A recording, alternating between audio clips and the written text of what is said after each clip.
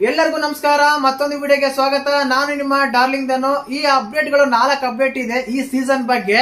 ಯಾಕಂದ್ರೆ ಎಕ್ಸೆಪ್ಟ್ ಅನ್ಎಕ್ಸ್ಪೆಕ್ಟ್ ಅಂತಾರೆ, ಒಂದ್ರ ಅಪೋಸಿಟ್ 2 ಅಂತಾರೆ. ಆ 4 ಅಪ್ಡೇಟ್ಗಳಂದ್ರೆ ಮುಖ್ಯವಾಗಿ ನಮ್ಮ ರಕ್ಷಿತ್ ಅವರು ರಿಟರ್ನ್ ಬರ್ತಾರ ಬಿಗ್ ಬಾಸ್ ಮನೆಗೆ.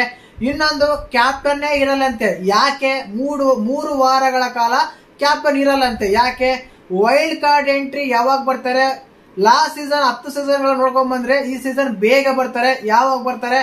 ಇನ್ನು ಅದಾದ್ಮೇಲೆ ಮುಖ್ಯವಾಗಿ ಆ ಫೈನಲ್ ಬಗ್ಗೆ ಯಾವ ರೀತಿ ಇರುತ್ತೆ ಅಂತ ಈ 4 ಅಪ್ಡೇಟ್ಗಳ ಬಗ್ಗೆ ಮಾತಾಡೋಣ. ದಯವಿಟ್ಟು ಚಾನಲ್ ಯಾರನ್ನ ಹೊಸ ನೋಡ್ತಿದ್ರೆ ಮಿಸ್ ಮಾಡ್ತಾರೆ, ಸಬ್ಸ್ಕ್ರೈಬ್ ಮಾಡಿ, ಲೈಕ್ ಮಾಡಿ, ಶೇರ್ ಮಾಡಿ.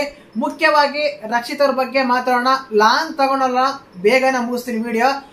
ಚಾನಲ್ ಯಾರನ್ನ ಹೊಸ ನೋಡ್ತಿದ್ರೆ ಮಿಸ್ ಮಾಡಿದ್ರೆ ಸಬ್ಸ್ಕ್ರೈಬ್ ಮಾಡಿ. ರಕ್ಷಿತ್ ಅವರು ವೀಕೆಂಡ್ ಅಲ್ಲಿ ಸ್ಟೇಜ್ ಮೇಲೆ ಬರ್ತಾರೆ ಕಿಚ್ಚ ಸರ್ ಹತ್ರ. ಬಟ್ ಮನೆ ಒಳಗಡೆ ಹೋಗ್ತಾರಾ ಇಲ್ಲ ಅನ್ನೋದು ಅವತ್ತೇ ಡಿಸೈಡ್ ಆಗುತ್ತೆ.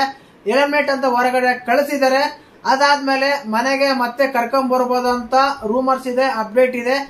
ಆದ್ರೆ ಅವತ್ತೇ ಡಿಸೈಡ್ ಆಗೋದು. ಹಾಗೆ ಹೊರಗ್ ಕಳಿಸ್ತಾರ, ಅಲ್ಲೇ ಇಲ್ಲಿಂದ ಮನೆ ಒಳಗ್ ಕಳಿಸ್ತಾರ ಅಂತ ಬರೋದಂತೂ ನಿಜ. ಆ ಸಾಟರ್ಡೆ ಎಪಿಸೋಡ್ ನಮಗೆ ಕಾಣಿಸ್ತಾರೆ.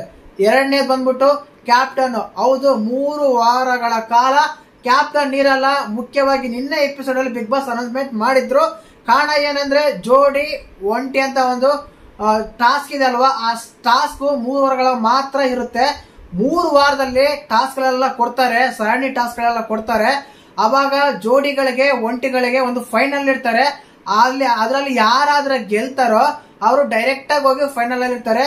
ಅವ್ರಿಗಿನ್ನ 100 ದಿನಗಳ ಕಾಲ ಯಾವುದೇ ಪ್ರಾಬ್ಲಮ್ ಇರಲ್ಲ. ಆರಾಮಾಗಿ ಹೋಗಿ ಅಲ್ಲಿ ಕುತ್ಕೊಂತಾರೆ. ಹಂಗಂತ ಅವರೇ ಕಪ್ ಗೆಲ್ತಾರ ಹೇಳಕ್ಕಾಗಲ್ಲ. ಆಲ್ರೆಡಿ ಫೈನಲ್ ಹೋಗಿರ್ತಾರೆ. ಅವ್ರ ಆಟ ಏನಾನು ಆಡ್ಲಿಲ್ಲ ಅಂದ್ರೆ ಅವರು ಸೀದಾ 3rd ಪ್ಲೇಸ್ 4th ಪ್ಲೇಸ್ ಬರ್ತಾರೆ. ಈ ರೀತಿ ಆಗುತ್ತೆ. ಕ್ಯಾಪ್ಟನ್ ಯಾಕಂದ್ರೆ ಇವ್ರೇ ಅದು 3 ವಾರಗಳ ಕಾಲ ಕ್ಯಾಪ್ಟನ್ ಯಾಕಿರಲ್ಲ ಅಂದ್ರೆ, ಕ್ಯಾಪ್ಟನ್ ಅನ್ನೋದು ಈಗ ಕಾನ್ಸೆಪ್ಟ್ ಇದೆ. ಏನಂದ್ರೆ ಒಂಟಿ ಮತ್ತೆ ಅದು ಜಂಟಿ, ಈ ಜೋಡಿಗಳ ಮಧ್ಯೆ ಪೈಪೋಟಿ ಇರುತ್ತೆ. ಅಂತ ಟೈಮಲ್ಲಿ ಕ್ಯಾಪ್ಟನ್ ಯಾಕೆ? ಈ ಕಾನ್ಸೆಪ್ಟ್ ಏನಿದೆ, ಒಂಟಿ ಜಂಟಿ ಇದೆ, 3 ವಾರಗಳ ಒಳಗಡೆ ಕಂಪ್ಲೀಟ್ ಆಗುತ್ತೆ. 3rd ವೀಕ್ ಲಾಸ್ಟ್ ಇದು, 3rd ವೀಕ್ ಲಾಸ್ಟ್ ಆಗುತ್ತೆ. ಆದ ಕಾರಣ ಕ್ಯಾಪ್ಟನ್ ಇರಲ್ಲ. ಫೈನಲ್ ಏನಕ್ಕಂದ್ರೆ ಹೇಳ್ದಲ್ಲ, ಇವೆರಡು ಸರಣಿ ಟಾಸ್ಕ್ ಎಲ್ಲ ಆಡಿಸಿ ಕೊನೆಗೆ ಒಬ್ಬರು ವಿನ್ನರ್ ಮಾಡಿ ಫೈನಲ್ ಕಳಿಸ್ತಾರೆ.